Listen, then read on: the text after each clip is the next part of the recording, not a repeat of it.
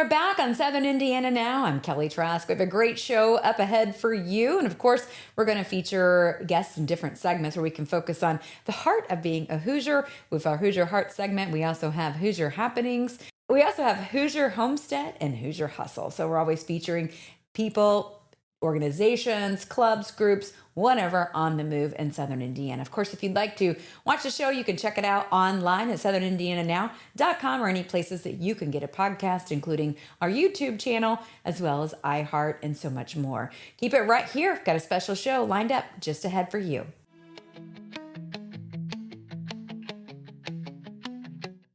And we're back on Southern Indiana Now. I'm Kelly Trask. We're talking all things fire safety right now, and we're talking with the Fire Marshal, Mark Gillespie. Super excited to have Mark with us today, making sure that we're keeping everybody safe as far as those household tips for your office, warehouses, everything. We're going to be talking about it all right now on Southern Indiana Now. And Mark, thanks so much for joining us today. And regardless of where you live, of course, you're the first official fire marshal in the Seymour area. But regardless of where people are listening from, these are tips that everyone can use. Absolutely. Absolutely. And thanks for calling. Yeah. Thanks for having me in. I greatly appreciate it. A few things I just wanted to bring up since we're in the middle of winter here. A few big safety tips would be space heaters. Yeah. That is something that we have ran into a lot in the past. And last year even, there was a time it got so cold, people's pipes were freezing and they were putting salamanders like under their trailer. Oh, and we had a trailer fire just from someone trying to keep their pipes from freezing. Right. Or having space heaters in the home can also be very dangerous.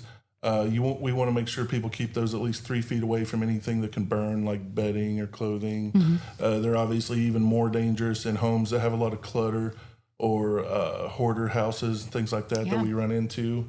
You never want to leave space heaters unattended, or make sure that you shut those off before you leave. Or if you're going to sleep, we need to shut off our space heaters.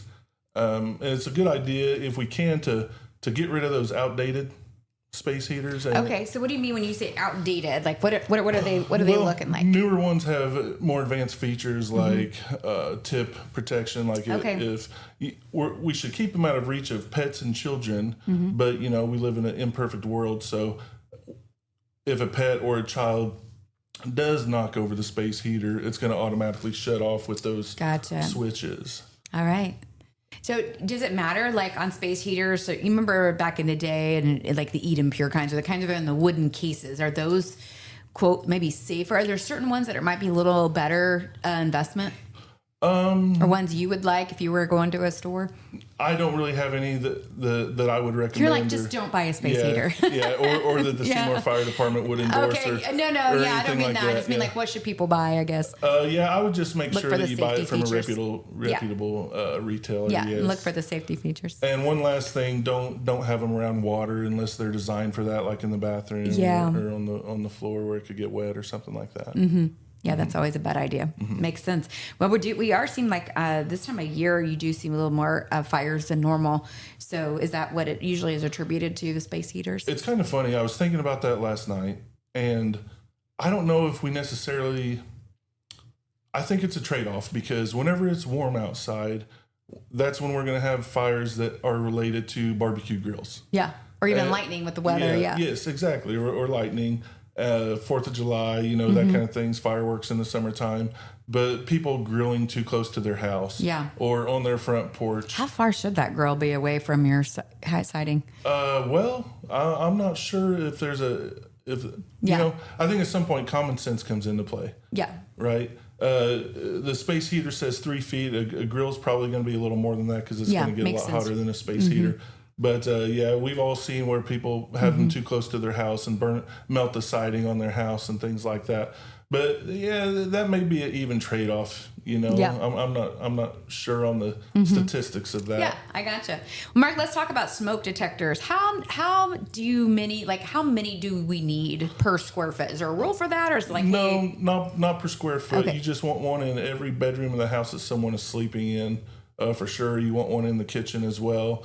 In the living room, especially where people are sleeping. And don't forget the basement in homes where you have basements. And we need to make sure that those smoke detectors are working. And we're changing the batteries at least twice a year. And if your smoke detector's over 10 years old, it needs to be replaced. Yeah. And at the Seymour Fire Department, we do have a smoke detector program. If someone needs to maybe runs into financial hardships or something like that, and they might need a smoke detector, we can provide up to 2 smoke detectors for a person if they need. They need to live within Seymour city limits and just come by the fire department and ask. And we usually have them so they can stop by 1019 West 2nd Street here. Okay. And I'm sure a lot of communities in southern Indiana have programs similar to that. I'm sure that they do. Awesome. And thanks to everyone who donates to the fire department. And our union also does, and the fire department provides those for the community. So thank you so much. Like Home Depot, Ace Hardware, places like that, local businesses will donate. So let's talk about smoke detectors. I know we're keeping you for a minute, but let's talk about fire extinguishers. How many do we need? How often do you need to test those? How do we test them? Do we need to just replace them every couple of years? Yeah, well, it depends what kind you buy. There are some extinguishers like First Alert that you would get at your local hardware store or Home Depot that is basically a one and done type usage. If they have a plastic head on them, those can't really be replaced. But in local businesses, we do inspect those, and at home as well. You need to do a monthly visual inspection, and that's just to make sure there's no corrosion or things like that, and that your gauge is still reading in the green and it's not low. It hasn't been discharged or anything like that. Gotcha. Okay, so just pay attention to that. Just pay attention to that, and then there's heavy duty ones, like commercial ones that you see them whenever you go out to retailers or restaurants where Corson serves them, or your local fire security company, and they're going to have you on the schedule, and they're going to take care of those people. So that makes sense. All right, I love it. So one other question: fire escape ladders, is that a good investment? I'm not going to say no. Yeah.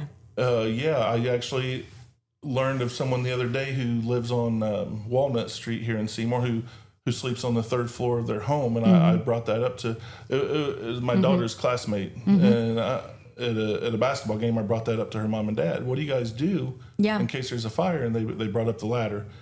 So that's something honestly I've never seen used on a fire scene or anything like that.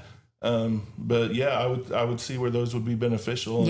And you better believe that if somebody is trapped, we're going to be coming. We've got our ladders, we've got our equipment as well. We'll be there pretty fast. We'll be back right here on Southern Indiana Now. I'm Kelly Trask. Hi, I'm Emery Jones, Career Education Coordinator at Prosser Career Education Center in New Albany. Are you ready to build your future? At Prosser, you'll explore 29 hands-on, high-wage programs, from aviation to culinary, welding to cybersecurity, all designed to launch real careers or college success. Prosser is located at 4202 Charlestown Road, New Albany, Indiana. Need help? Call our main office at 812-542-8508 or visit your school counselor today to learn more. Prosser, where your future begins. And we're back on Southern Indiana Now. We are excited to talk with Bernie with DPW, which is Department of Public Works. So if you live in any cities in Southern Indiana, chances are your DPW runs pretty similar. So we wanted to make sure we talk with Bernie today about ways that you can be recycling and things that you can take advantage of to make that part of your new year. So thanks so much for being with us today, Bernie. And let's talk about recycling is important. So let's talk about what are those things that people might be tossing that we should be maybe finding a new use for.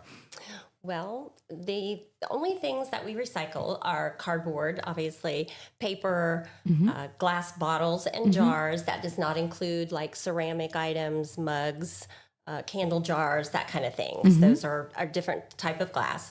And then we do cartons, which is relatively new. And we also do plastics, but the only kind of plastics we recycle are bottles, jugs, tubs, and cups. Okay. All right. So, and also you mentioned a really cool feature that the DPW has somewhat of a little store you can go into, and let's hear about how that works and what kind of goodies you can find. We call it the resource room, and it is open the second Thursday of every month from 10 to 2. And we just have things in there that people donate to us or that we find when we're emptying out the trailers at the end of the day. And just things that still have life in them. Someone might want to reuse them. So tell me some things you might find in there. Sometimes we have different like stacks of paper Okay. or notebooks that have not been used. We have coffee cans, jars that people can use as canisters, just Okay. all kinds of different Yeah, things. a lot of things to repurpose. All right, so tell me, of all the things, how often should people be dropping stuff off? Is it once a month? Do you come get it? How does that work? We do have curbside pickup Okay. in the city, and it is a free service. So that makes it much easier to recycle. Yeah. And then we also have a drop-off area. So if you Okay. live out in the county, you are welcome to bring it into us. And the drop-off is open 7:30 to 3, Monday through Friday. And then Saturdays from 10 to 2. Okay, so now we know with the pickup service that yellow is the new green. So update for 2026. Got to get the colors right, but let's talk about what that means. It's just kind of a joke that Yeah. came about when we decided to get the containers at Yeah. the curbside. We were choosing the lid and we were like, what color would be Yeah. good? And so we just went with yellow because it's bright and catches people's attention. So I love that. Well, if anybody has any questions about recycling, what's the best way that they can reach out to you? they can call us at 812-524-1100. All right, fantastic. Do make sure that that's part of your list for 2026. We'll be back right here. I'm Kelly Trask. Join me, Jay Hubbard, weekdays from 6 to 10 every morning. It's Jay's Morning Wake Up Call, blending today's greatest country hits with local news, weather, and a couple laughs. Jay's Morning Wake Up Call on 92.7 WXKU. Welcome back to Southern Indiana Now. We've got the second part of our series with Special Olympics, and we've got some very special guests here. They're going to be talking about their polar plunge. And the one we're talking about now is for Ripley, Ohio, and Dearborn counties. That's happening on Saturday, February 14th. So we'll give you more info about how you can get signed up in just a little bit. But if you can't make that one, there's also one the following weekend at Deem Recreation Area, and that's near Borden. So you can go down there and participate. If you want to do it in a different area, maybe you can't make it over to the Dearborn, Ohio, Ripley County area, but you can get down to Deem Lake. You can participate there on February 20th. So February 14th is the one that we're going to see our fine friends here in, but other ones are available in the state. And I think that there's a total of 16 venues across the state this year that are doing the Polar Plunge for Special Olympics. So you should be able to find a place to participate or make a donation, support it however you can. If you're not into cold water, there's 5K, 10K, there's different ways you can get involved, but you got to get involved somehow. So welcome to our guests, Dan Rink and Benji Hyatt. And thank you for joining me again for week 2 of kind of a way to talk about this program and the mentorship program and getting people involved to make a donation. So thank you so much for joining us again. Thank you. Thank you for the opportunity. Yeah. So I'll start quick recap, Dan. We talked last week a lot about the athlete leadership, programs that you have and kind of the delegation and what they do. But for those who aren't familiar, can you tell us a little bit about how this program empowers athletes like Benji to take their roles beyond the field of play? Absolutely. Our Athlete Leadership Council in general is designed for the athletes to have more of an input into the delegation, have their thoughts be heard. So because the delegation is really for them, it's not for us volunteers. So and then the Athlete Leadership University part of it, that's a little more select group. We have about 7 that go every 6 months up to Butler University. They take some classes in different majors and things. And it really, it helps them build their confidence. It gives them training in a bunch of different areas like public speaking, which is what Benji's doing now. Mm-hmm. They can take a photography class. They can learn event planning. There's a whole wide range. There's ones that are more geared toward an artistic type of thing. So yeah, right now Benji's working on his communications major.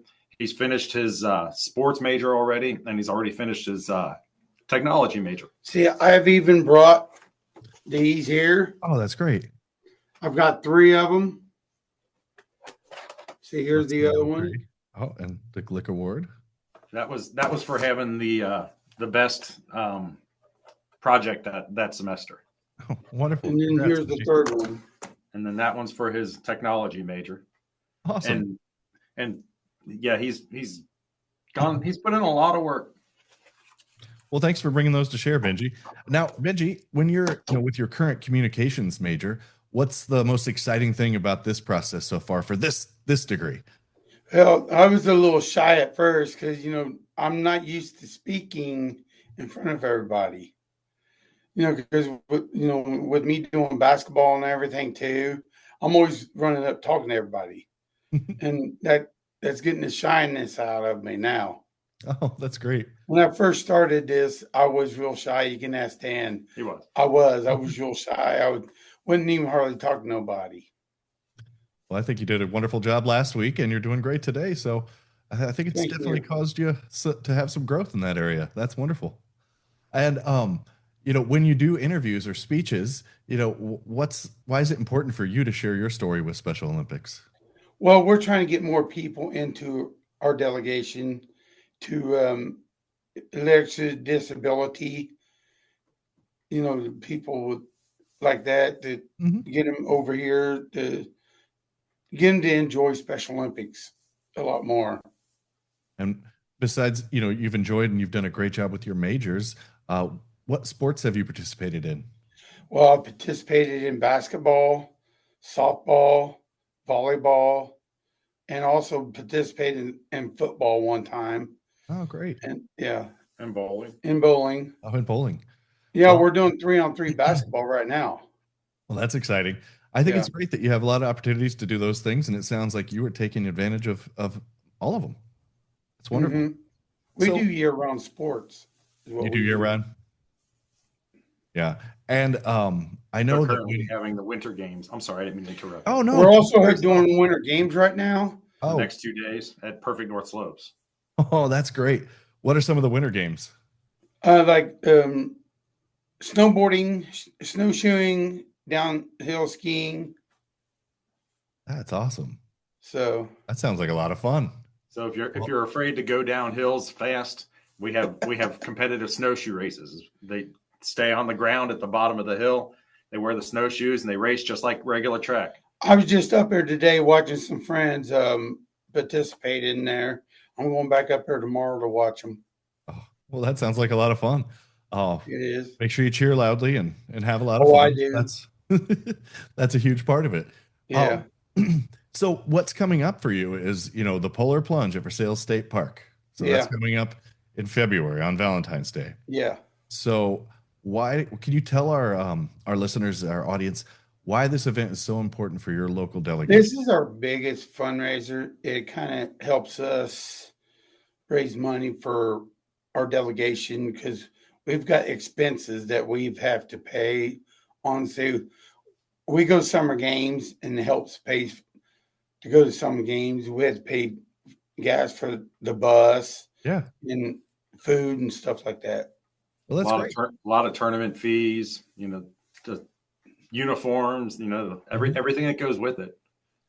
Well, that's great. And I'm glad that we have you here to talk about it and share a little bit more about how to get involved. I'll let Dan kind of give us the nuts and bolts about, where to sign up and all that in a moment. But I want to hear from you, Benji. You said you've done a polar plunge many times. Do you know how many times? Boy. If you don't know an exact number, it's okay. It's been about probably about 4 years, I think. Maybe at 4. Least. Yeah. At least. At Probably least. more. So tell our last year I raised $1,218 for the plunge. Oh, awesome. Congrats. That's my goal was to get $2,000 last year, but I was like $800 short of raising that. You always want to set a high goal, set a high bar, and try to get there. The good thing is that you raised over $1,000 for it. That's one thing I always try to set. If I'm doing a fundraiser for somewhere, I try to set a goal that's going to be a challenge for me. Yeah. Knowing that if I don't make it all the way there, I'm still supporting a great cause. And it sounds like you did just that. So can you tell our audience what it's like? Maybe describe standing on the edge of the water, getting ready to jump, do your plunge. What's it like at that point? And then once you hit the water and once you get out, just tell us about the experience. Well, we can't jump in. We have to walk in, but it's cold because I go all the way into my neck and you got to get out real quick. Cause if you don't, we have people there that jumps in the water if we freeze to death. So water rescue's there, but I go all the way into my neck, give everybody high five. Nice. The way we set it up, the water rescue stands in a circle in a perimeter to keep anybody from going too far in, especially if there's ice. They don't want anybody getting under the ice. So. Yeah. So I know it's really different, everywhere. Some places will jump in, others just kind of walk in to be safe. It sounds like you got safety at top of mind, and that's great. Because if you stay in there too long, you risk hypothermia. Yeah. Yes. But a quick plunge for a great cause. Sounds like you're on board to do it again. So do you have a goal for this year, or are you?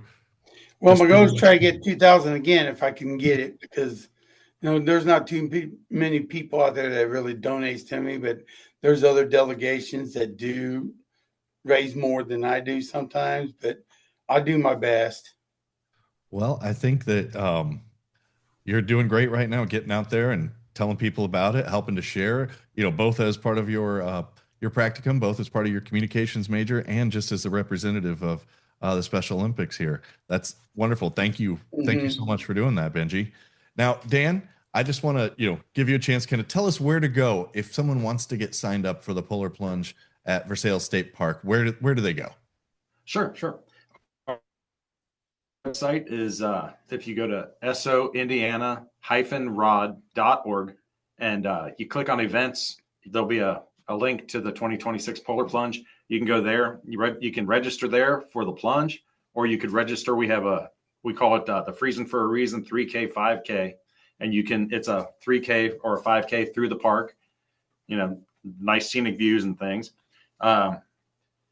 You can register for either one of those, or there'll be an option for supporting a plunger. You can search for a specific person like Benji Hyatt and donate directly to him, or you can donate just in general to any of them. Our Polar Plunge, we try and make it into like a mini festival. We have a basket raffle, a huge heated tent. We do a basket raffle. We always have cherry thingalings there, but we have the Lions Club always runs a food stand for us. Oh, that's wonderful. We have souvenirs that you can buy. So we try and make it into a really fun day, and we have a lot to do all day long. And we're always called the Red Hot Chili Bears. That's our name of our team. That's awesome. For the Polar Plunge. Well, thank you so much, Benji. Do you have anything else you want to say to our listeners before you go? Well, we also have 3 other fundraisers that we do too. I want to try to get them out there too. Yeah, we please. do the fire truck pole, which is down in Lawrenceburg. And that's usually in August. Nice. And we have the garbage bag sales, which will be starting soon. And that's actually a very popular fundraiser. We Tell us sell a little bit about it. Yeah. rolls of trash bags. Oh, and cool. And it's $10 a roll, and people wait now. $12. I'm sorry, they raised it, but and people wait all year. They're like, when are you going to sell them again? We're running low. And we also have the walking taco booths at the Versailles Pumpkin Show and at the Aurora Farmers Fair. Sounds tasty and fun. So. We're kind of famous for our walking tacos. Well, thank you so much for sharing with us. Again, Special Olympics in Ripley, Ohio, Dearborn counties has a Polar Plunge February 14th, Valentine's Day. Go together with your loved one, go alone, get involved, make a donation however you can, and support this great cause. Benji, thank you. Dan, thank you so much for being with us. Thank you. I wish you great success with your event. Thank you. Hi, I'm Emery Jones, Career Education Coordinator at Prosser Career Education Center in New Albany. Are you ready to build your future? At Prosser, you'll explore 29 hands-on, high-wage programs, from aviation to culinary, welding to cybersecurity, all designed to launch real careers or college success. Prosser is located at 4202 Charlestown Road, New Albany, Indiana. Need help? Call our main office at 812-542-8508 or visit your school counselor today to learn more. Prosser, where your future begins. And we're back on Southern Indiana Now. I'm Kelly Trask. We're speaking right now with Dina Personette with the area CASA organization, making sure people are getting connected to CASA as well as the Child Care Network. So thank you so much for joining us today. A special event coming up this weekend, actually. How can people still connect with tickets? Thank you, Kelly. We do. This weekend is the CASA Murder Mystery, and it is our only fundraiser of the year. Okay. This weekend is Murder at the Wooden Parrot Tavern. All right. And it is cast with a a cast of local celebrities who it's done in old time radio. So there's no rehearsal. They are strictly reading off of a script. So no one knows of the cast even who the murderer is, who gets murdered. And so the audience is trying to solve the murder. They can do that individually or as their table, however they like, to win a $250 cash prize. Okay, that sounds super it's fun. a lot of fun. I always say you don't have to be really into theater to enjoy this event because the local cast tends to ad-lib some and it makes it really entertaining. We do a silent auction throughout the evening and it's at the Pines Evergreen Room. Doors will open at 6. Dinner begins at 6:30 and tickets are $45 per person. All right, super fun. Well, speaking of the event, of course, it's raising money for a good cause, which is CASA. So let's talk about what CASA is, who does the organization serve, and how people can get involved to volunteer. Okay, so CASA stands for Court Appointed Special Advocate. It is it's a volunteer empowered program. So the program itself consists of myself. I have one full-time, one part-time staff advocate, and then the others team members are all volunteers. And we volunteer for abused and neglected children. So these are children who are placed in foster care. And we work closely with Judge McTavish and Superior Court 2. And we are currently have a wait list of children waiting for an advocate and of approximately 40 children. Wow. We've had a huge influx the past 2 years, and we have in January we already have 15 new children on our my goodness. caseload. So what does it mean to be a volunteer? What does that look like with someone's schedule? Is it something that can be adjusted for the individual person, or how does a volunteer situation work? Absolutely. So every volunteer goes through a 30-hour training, which is mandatory for National CASA and State CASA to become a volunteer. Your only criteria is you need to be at least 21 years of age. You have to have a heart for children. That's what I tell everyone. Our volunteers range from mid-20s to up in their 70s. You can definitely adjust it to your schedule. You would make your own schedule. And the training is actually, the majority of it is now online. It's brand new for 2026 for Indiana, and we're excited for that. But yeah, you can, I'm very open as to when we sit down for you to select a case, which is a family of children, what your time schedule is and what you feel comfortable with. And you help in that selection process. Yeah. So when you volunteer, do you go to the home? Do you just go to the court hearings? How does that work? Okay, all volunteers are required to see the child or children, what the case may be, one time per month. You could see the children in multiple settings. Normally it's in the foster placement or at a supervised visit with a parent. You're not necessarily in the parent's home unless the case has progressed to a point where those children are going to be placed back with parents. Yeah. You said that there was 15 new cases just so far this year. Is there something that is predicating this increase in cases? Are you seeing it just another case of something? Is there something that's kind of causing an increase, you think? I think I've done this for 15 years now, and the majority of our cases, sadly, have drugs involvement. So that I think is the majority of our cases that we've seen or that I have seen, and that continues to be the same today. Okay. So if someone had some interest in being involved and giving back in that way, how can they best reach you? Is there a way to get online to communicate? Yes, you can get online by going to Child Care Network's website, which is childcarenetworkinc.org, and just go to CASA, and my information is all there. They can email me. They can, call, text, wave a flag. It doesn't matter. However, but we are in great need of volunteers to help serve these children. It is federally mandated that all of these children have an advocate. So we've just had an influx, and it's sadly the children grow faster than the volunteers do. Yeah, absolutely. All right. If you'd like to get connected with that, if you'd like to come to the event that's this Saturday, you can check that out online as well. We'll be back right here on Southern Indiana Now. I'm Kelly Trask.